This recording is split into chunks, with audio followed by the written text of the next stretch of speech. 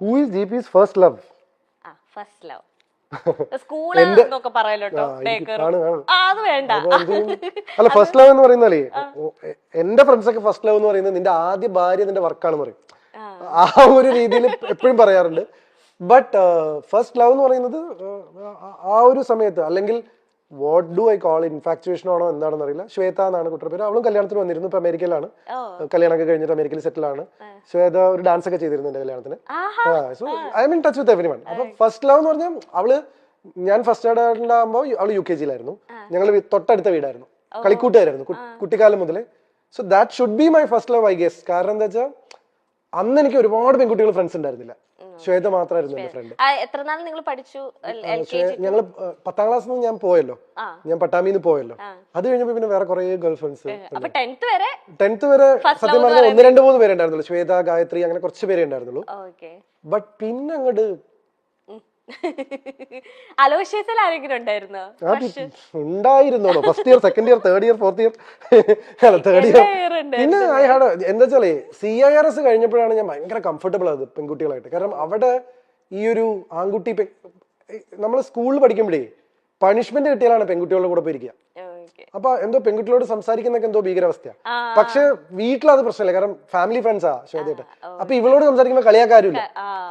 പിന്നെ കുറെ കഴിയുമ്പോൾ ആൾക്കാർ കളിയാക്കി തുടങ്ങി. കാരണം എന്നെ ഇവളും ഞങ്ങൾ രണ്ടുപേരും ഒരുമിച്ച് വരുന്നൊക്കെ കണ്ടിട്ട് പിന്നെ അങ്ങനെ അത് പിന്നെ ഗേൾ ഫ്രണ്ട് ഇല്ല എന്ന് പറയുന്നത് കുറച്ചിലായി തുടങ്ങി. അപ്പൊ എന്റെ അടുത്ത് ആരെങ്കിലും ആരാ ഗേൾ ഫ്രണ്ട് ചോദിക്കുമ്പോൾ ശ്വേതയാണെന്ന് പറയും. കാരണം ഇത് ഭയങ്കര പ്രശ്നമാണ്, പെൺപിള്ളേരോട് സംസാരിച്ചതും നടക്കേടാണ്, ഗേൾ ഫ്രണ്ട് ഇല്ല എന്ന് പറഞ്ഞാൽ പ്രശ്നമാണ്. അപ്പൊ അങ്ങനെയൊക്കെയുള്ള ഒരു സ്പേസിംഗ് ആയിരുന്നു. CIRS-ൽ എന്താന്ന് വെച്ച് കഴിഞ്ഞാൽ ഞാൻ പറഞ്ഞില്ലേ, ബോംബെ ക്രൗഡ് ആയിരുന്നു, കോസ്മോപൊളിറ്റൻ ക്രൗഡ് ആയിരുന്നു, അമേരിക്കൻ സ്റ്റുഡൻസ് ആയിരുന്നു. ഇവർക്ക് ഈ ബോയ്സ് ഗേൾസിന്റെ ഇത് ഭയങ്കര കുറവാ. തോളിലൊക്കെ വന്നു കഴിഞ്ഞാൽ ഞാൻ ആദ്യമൊക്കെ വേർക്കുമായിരുന്നു. അത് കഴിഞ്ഞ അലോഷൻസ് പോയപ്പോ എനിക്ക് ഇൻഹിബിഷൻ പോയി. അപ്പൊ എനിക്ക് ബോയ്സും ഗേൾസ് ഒക്കെ ഒരുപോലെ. അങ്ങനെ ഞാൻ കൂടുതൽ പെൺകുട്ടികളോട് കംഫർട്ടബിൾ ആവുന്നു. ലൈക്ക് എപ്പോഴും എനിക്കൊരു പ്ലസന്റ്നെസ് ഉണ്ടായിരുന്നു. പക്ഷെ അതും കൂടെ കഴിഞ്ഞോട് കൂടിയിട്ട് പിന്നെ ഫ്രണ്ട്സും ഗേൾസും ലവും ഒക്കെ അത്രയാണ്. ഞാൻ കമ്മിറ്റഡ് റിലേഷൻഷിപ്പിലായിരുന്നില്ല കേട്ടോ. ലൈക്ക് അത് ഞാൻ എടുത്ത് മുമ്പും പറഞ്ഞിട്ട് ഇപ്പോഴും പറഞ്ഞിട്ട്, ലൈക്ക് അങ്ങനെയായിരുന്നെങ്കിൽ എന്റെ കല്യാണം എപ്പോഴേ കഴിഞ്ഞേ. Like I was always in A confused space.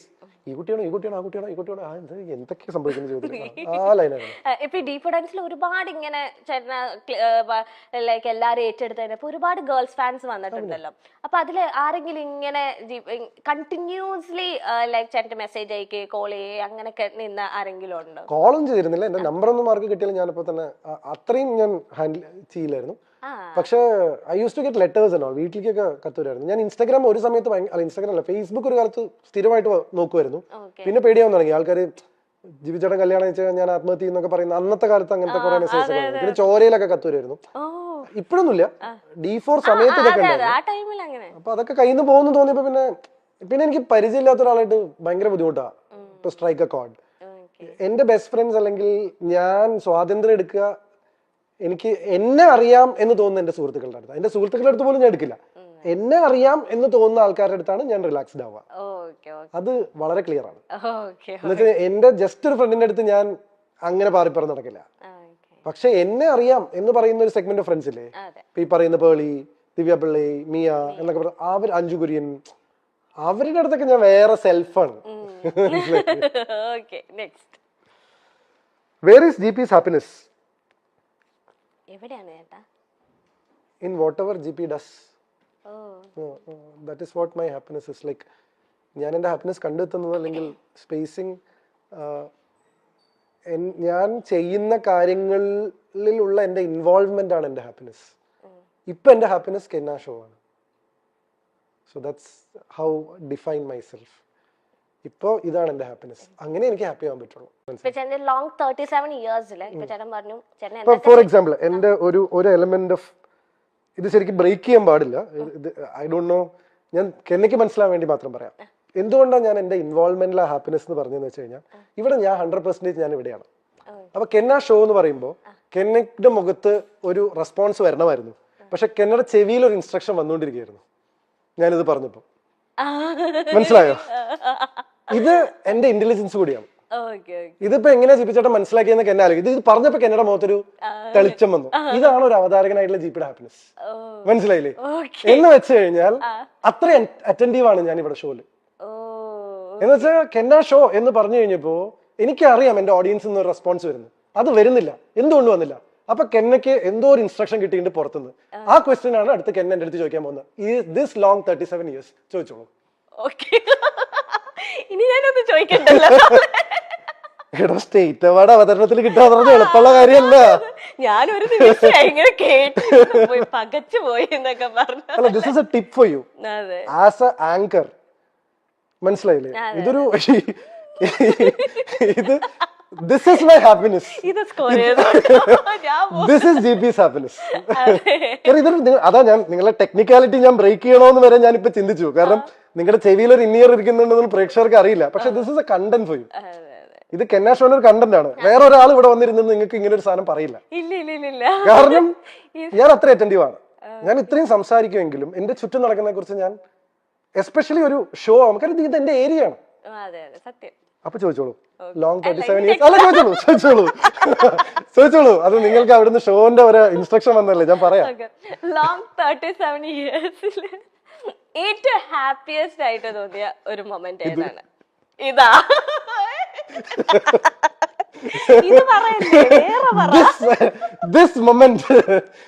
എടോ, ഇതിലും നല്ലൊരു മൊമെന്റ് ഏതാണ്? ഒരു അവതാരകന് ഇതിലും നല്ലൊരു മൊമെന്റ് ഏതാണ് ഹാപ്പി ആവാനുള്ളത്? പിന്നെ വേറെ കാരണം അല്ല, അതാണ് കാരണം this is my job and I am good at it. Yes. Next. Which is GP's top gossip? ഏറ്റവും ടോപ്പ്. ഞാൻ പക്ഷേ ഇല്ലേ, ഇന്ന് പണ്ടത്തെ ഒരു ഇന്റർവ്യൂല് ജസ്റ്റ് കേട്ടോണ്ടിരുന്നപ്പോഴത്തേനും കമന്റ്സും ജസ്റ്റ് ഞാൻ സ്ക്രോൾ ചെയ്തതാ. അപ്പൊ അതിലൊരു എന്തോ ഒരാള്, വ്യക്തിയുടെ പേരൊന്നും എനിക്ക് ഓർമ്മയില്ല, നല്ല ഡീറ്റെയിൽ ആയിട്ട് GP ചേട്ടന്റെ പേളി ചേച്ചിയുടെ ഒക്കെ അറിയുന്ന രീതിയിൽ പേളിയും GPയും ഇഷ്ടത്തിലായിരുന്നു. പിന്നെ അവരെന്തോ പിണങ്ങി. പിന്നെ അതുകൊണ്ടാണ് അവര് കെട്ടാത്തത്. അത് ഞാൻ ഇനി അങ്ങനെ അപ്പൊ ഞാൻ വെച്ചത് ഈ പേളിയും GP ചേട്ടനായിട്ട് ഞാൻ അങ്ങനെ ഗോസിപ്പുകൾ ഒന്നും കേട്ടിട്ടില്ല. അപ്പൊ ആ കമന്റിൽ എന്തോ ഗോസിപ്പ് ഉണ്ടായിരുന്നു എനിക്ക് തോന്നുന്നു. എനിക്ക് മേജർ ആയിട്ടുള്ള എനിക്കിതിൽ ഏതാ ദിവ്യപിള്ള, ഇതിൽ ഏതാണോ ടോപ്പ് ഗോസിപ്പുകൾ ഇഷ്ടംപോലെ ഉണ്ട്. എനിക്കത് മിയ ചേച്ചി ആയിട്ടായിരിക്കും. പക്ഷെ എന്താ അറിയോ, ദിവ്യപിള്ളയുടെ ഗോസിപ്പിന്റെ സമയത്ത് സോഷ്യൽ മീഡിയ സ്ട്രോങ് ആയിരുന്നു. അപ്പൊ അത് ഭയങ്കരമായിട്ട് ആഘോഷിക്കപ്പെട്ടു. അതിനാണ് ഞാൻ ആദ്യമായിട്ട് ജീവിതത്തിൽ ഒരു എക്സ്പ്ലനേഷൻ കൊടുത്തത്. നിങ്ങൾ ആ കണ്ടത് കല്യാണമല്ല, മീഡിയ എന്ന കാര്യത്തിൽ ഞാൻ എക്സ്പ്ലനേഷൻ കൊടുത്തു വന്നിട്ടില്ല. അപ്പൊ എനിക്ക് ടോപ്പ് ഗോസിപ്പില് ശരിക്കും സ്റ്റാറ്റിസ്റ്റിക്സ് എടുത്തു നോക്കണം. പക്ഷെ മീയുടെ എന്ന് വെച്ചാൽ കുറച്ച് കാലമായിട്ട് നിന്നുകൊണ്ട് മിയുടെ കല്യാണം എന്റെ കല്യാണം കഴിഞ്ഞിട്ട് രണ്ടുപേരും അവരവരുടെ കല്യാണങ്ങൾ അറ്റൻഡ് ചെയ്തിട്ട് ഇപ്പൊ നിൽക്കുമ്പോഴാണോ ഇത് ട്രൂ ഫ്രണ്ട്ഷിപ്പ് ഗോൾസ്. ഇത് ഞാൻ നേരത്തെ പറഞ്ഞു കഴിഞ്ഞാൽ അതാണ് പ്രശ്നം. How much is GP's net വർത്തോ? നമ്മളുടെ സമ്പാദ്യം പൊതുവെ പറയാൻ പാടില്ല എന്നാണ് പറയുക. ഈ നെറ്റ് വർത്ത് എന്ന് ഉദ്ദേശിച്ചത് സ്വാഭാവികമായിട്ടും ലിക്വിഡ് ക്യാഷും അസറ്റ്സും എല്ലാം കൂടി ഇതിനെയാണല്ലോ നമ്മൾ നെറ്റ് വർത്ത്. എക്സാക്ട് ഫിഗർ ഞാൻ എന്തായാലും പറയില്ല. ഒരു 9 ഡിജിറ്റ്സ് ഉള്ള സംഖ്യയാണ്. ഇനി അത് പോയി കൂട്ടി നോക്കി എത്രയാണ് 9 ഡിജിറ്റ് ഉള്ള സംഖ്യ എന്നുള്ളത്, ഇൻക്ലൂഡിങ് പ്രോപ്പർട്ടീസ് ആൻഡ് എല്ലാം കൂടി കഴിഞ്ഞാൽ ഒരു സ്വാഭാവികമായിട്ടൊരു 9 ഡിജിറ്റിലുള്ള സംഖ്യ. പക്ഷെ എമൗണ്ട് ഞാൻ റിവീൽ ചെയ്യില്ല. പിന്നെ കൃത്യമായിട്ട് ഇൻകം ടാക്സ് കളയ്ക്കുന്നതുകൊണ്ട് കുഴപ്പമില്ല. ഓഡിറ്റിങ്ങും ഇൻകം ടാക്സും GST ഒക്കെ ചെയ്യുന്നുണ്ട്, ധൈര്യമായിട്ട് പറയാം. പക്ഷെ എങ്കിലും നമ്മളിങ്ങനെ പൊതുവേ നമ്മൾ പറയുമല്ലോ, നമ്മൾ എക്സാക്ട് നിങ്ങൾ ചോദിച്ചുകൊണ്ട് മാത്രം ഞാൻ അത് റിവീൽ ചെയ്തതാണ്. ജനറലി റിവീൽ ചെയ്യാറില്ല.